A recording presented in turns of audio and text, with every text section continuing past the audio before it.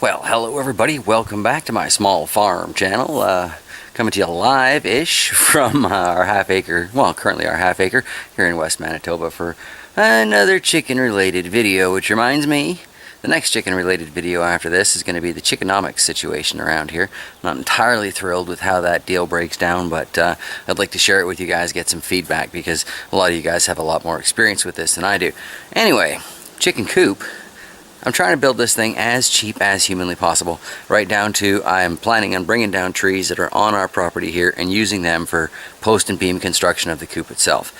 I'm gonna have to pay for hardware cloth because that stuff ain't free, but I may have figured out a way to get a lot of the bedding material that we're gonna need basically for free. So as I'm bringing down these, one of the neighbors said 100-year-old trees, but I only counted like 50 rings in the bigger one that I brought down. Anyway, as I'm bringing down these monsters, I'm having an awful lot of branches that are, you know, obviously getting cut off of there, and they're drying all over the property, piling up in their various stages. This one has yet to be sorted, although it may not get sorted at this rate. This one here was all the skinnier stuff, good kindling for firewood, cut it up as needed, throw it in the pit. This one back here is all the scrub off the side of it, right? Like, it's oddly well organized for a bear project. But anyway, all this stuff here is now the stuff that's too darn big for what I'm about to do. Most of this stuff here is, however, the right size. So I'll just grab another handful of this as we head on over. As I get more and more of this, well, this end of the long shed cleaned out where I'm going to put the chickens, I do think I'm going to stop basically where that bar is.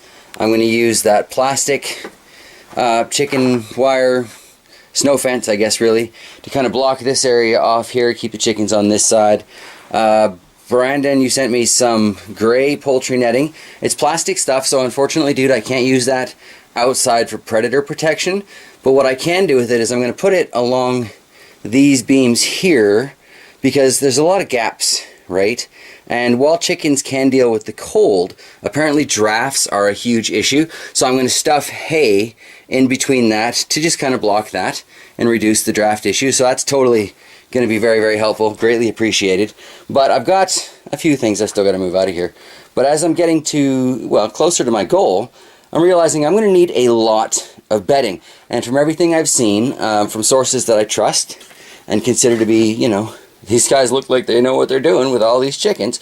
Sawdust, wood chips, more wood chips than sawdust, I should say, because sawdust you usually think really fine stuff. But any wood chips are a great bedding for chickens because they're so carbon rich, and when the chickens make their waste, it's liquid and solid at the same time. That basically adheres to the wood chip. All that nitrogen gets sucked in, the chickens kick it around, and if you got a nice deep bedding of it, eventually they turn it into some really wicked looking compost. So I want to try that compost, and that means I need wood chips. So with all of those piles of branches kicking around, it seems to me the first thing I should be doing to get that pile started is finally chipping these things up, because I do, after all, have that little wood chipper. This little sucker cost us a whopping $35.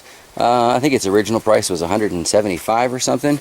But it was just so many clearance tags on it. By the time we decided to pick it up, it was literally, it was 35 bucks. I couldn't believe it. I have worked the tar out of this thing in the past to insulate my fish tank back in the greenhouse in Penticton. You can find that on the JT Bear channel, but you got to go back like to 2014. The winter of 2014, I think, is when I did that. Which tells you how long we've had this thing. It's 2018 now, and here we are on the farm channel, because I'm using it to bust into all of those branches for free chicken bedding. I mean, not a lot at any given moment, but you know what? Not doing a whole lot today. I got plenty of time.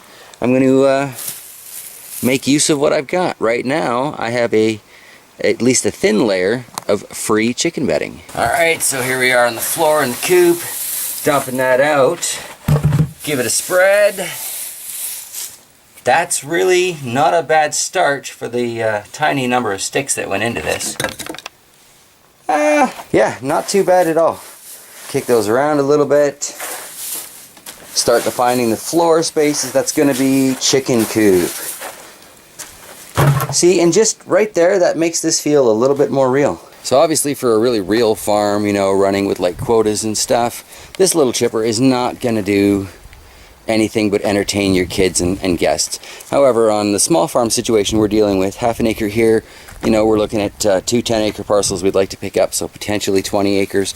This is going to be more than enough for dealing with the small numbers of chickens that we will have until we can upgrade to something bigger. So right about now you may be asking yourself, what the hell is the point and purpose of this whole video? Great, you got a wood chipper, JT, what? Who cares?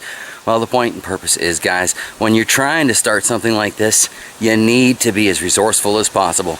I've been watching a lot of Joel Saladman. I know that's not his name, but I've been watching a lot of Joel Saladman, and one of the things that he keeps harping about, and I agree 100% to be true, is that there is this capital barrier that is stopping people like me, not necessarily the younger generation anymore, but people like me from getting into farming, and it's also forcing the older generation to stay stuck with all of those big bills and stuff. So if I can do something for free to make my farm situation improve, I'm going to do it. I'm going to encourage you to do the same. And on that note, I will see you in the next video when we talk about the chickenomics, and then after that we're bringing down some trees for the chicken coop. So yeah, make sure you subscribe, make sure you hit that bell. I'll see you in the next video.